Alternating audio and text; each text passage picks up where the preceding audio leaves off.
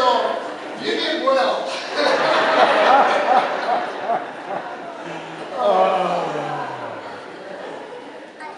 I got to share this with you. I went to Target just a couple days ago. Don't go to Target much, but I went to Target, and my daughter was getting something, and she went down the way, and I thought, I wonder.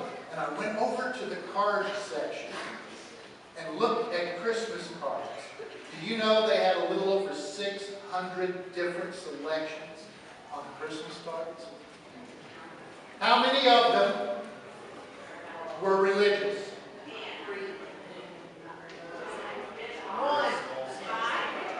Five. Five of over 600. Folks, that's 0.083333333%. Outside these walls, Christmas does not belong to the church.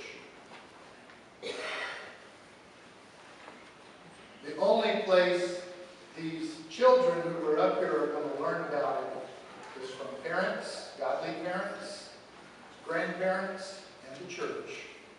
That's it. So, that's a little scary. It really is. Well, let's go back to the scripture.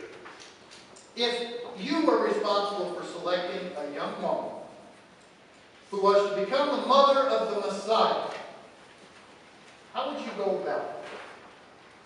What would your process be? How would you find this person? You would certainly want to find a godly woman. No doubt about that. But surely you would look for something more as well. Perhaps you would look for good genes. You know? A mother of the Messiah should be bright, don't you think? I mean, bright young woman with a pleasant personality. And you know what? It's not going to hurt anything if she's pretty. If she's a little attractive to the eye. Perhaps you would find her on one of the better college campuses. Perhaps you would look for proven leadership ability. You would certainly want a young woman who could get things done, who could take care of herself. Perhaps you would look for someone that evidenced that she would be a good mother. Perhaps you would look for a young mother who was doing an excellent job raising her children already. You know, experience does count. A woman who has already brought a couple of babies through infancy would be a big plus in raising the Messiah. We don't have any reason to believe, none at all, that Mary was any of those things, except that she was a godly woman. Nothing in the Scriptures leads us to believe that God picked Mary because of her superior intelligence, because of an appealing appearance, or social graces, or proven abilities. She was not a mother. In fact, she was not even married. In fact, she was barely out of puberty. Mary seems like an unlikely candidate for such a great responsibility. Luke tells us only that Mary had found favor with God. Now, I don't know about you, but if I'm a 13 or 14-year-old girl, finding myself pregnant without a husband is not what I call favor. But that's what's said. He found favor with God. Perhaps that tells us more about God than it does about Mary. God seems to work best with unlikely candidates. Perhaps you've heard the little couplet, "How odd of God to choose the Jews." Well, that's really true if you think about it. Just you would have thought God would have chosen the Egyptians.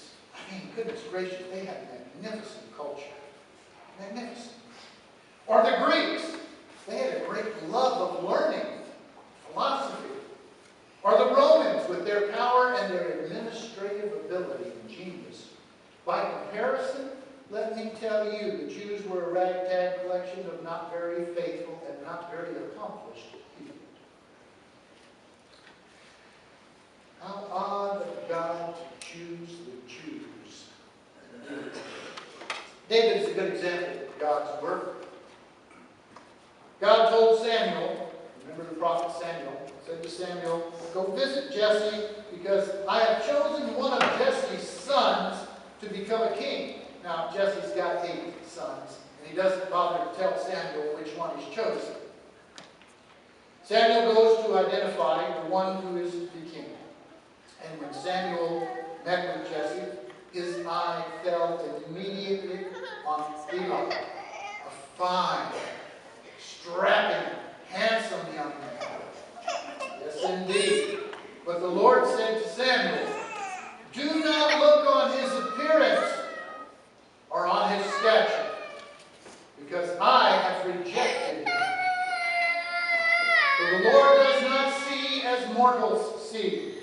They look on the outward appearance, but the Lord looks on the heart. 1 Samuel 16:7. The Lord looks on the heart.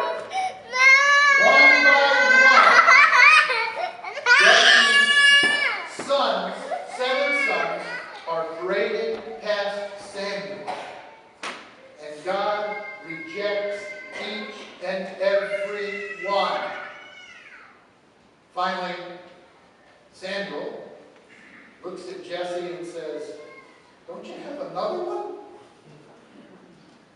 Then and only then, Jesse remembered his youngest son David, who's out tending sheep.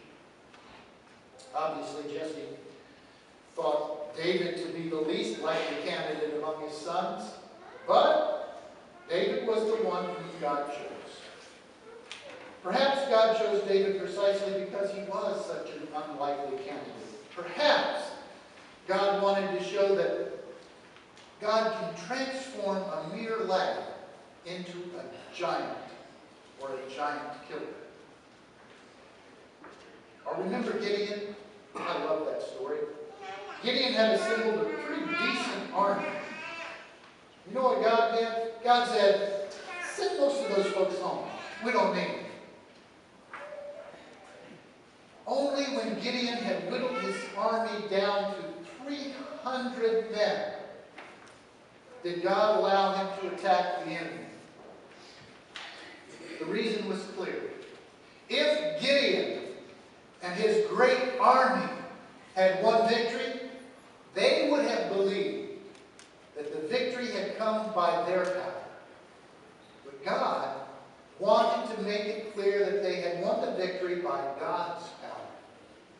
And so he whittled it down to barely nothing against this massive force, and they prevailed. Or how about Jesus? Let's talk about Jesus for a minute. Would you think that the Son of God would come into this world in a dazzling chariot with all the trumpets blaring and the angels singing? Would you think that the Son of God would present himself as a great and powerful man, someone not to be trifled with? But Jesus is born in a stable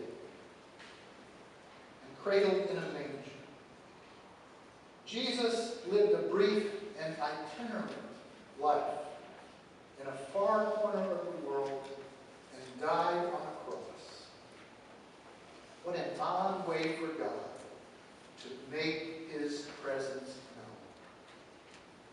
And so it was God, the same God, that chose Mary, a godly woman, no doubt, but not what you would otherwise call an outstanding candidate to become the mother of the Messiah.